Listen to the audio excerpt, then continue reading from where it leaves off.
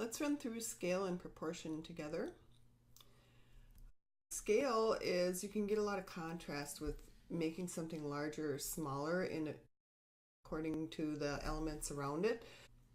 This is so important. When elements are all the same size, the design feels flat.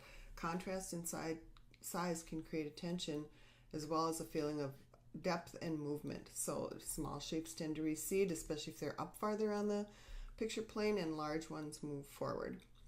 This movie will be replaced with the one I'm working on right now. So here's your reading assignment about scale, and look at the placement of these. When you get to the assignment, you want to put a rule around your box so that you can really tell where the edge of the page is and play with your scale within the edge of the page. This could be a giant planet with a little sun popping out, or here's a guy with a tiny little giraffe, and making something small large. That's what scale is all about. Then you're going to come to this in your assignment, and what you're going to do is you're going to find two interesting words. You're going to do this 3 different times. So find 3 sets of interesting opposite words and illustrate them within a square. So put a rule around your box so I can see where the edge of it is. And what you're trying to do is illustrate this. So here's outside and inside. I've seen a lot of outside and inside. I would encourage you to come up with your own ideas and don't just redo what's already been done here. That's what design is coming up with your own ideas.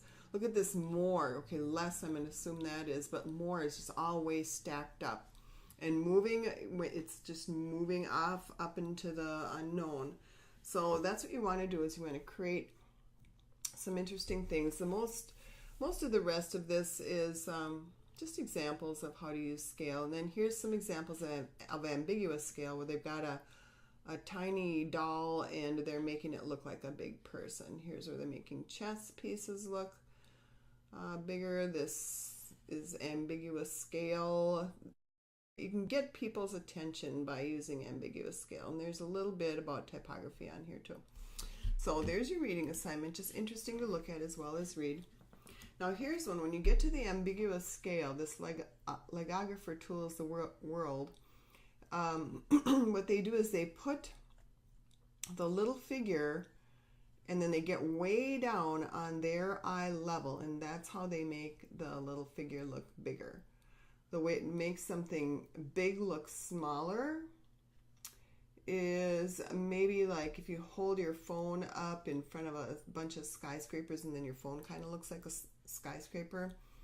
That's one way of doing this. So this is just some ideas on how to approach your ambiguous scale. Send me a message that you're working on Unit 4. So here's the assignment that I already talked about. Make sure you put your outlines on. Do your best. Okay, here's a good layout from upper left to lower right. There's a big diagonal there. Here it is again, upper left to lower right.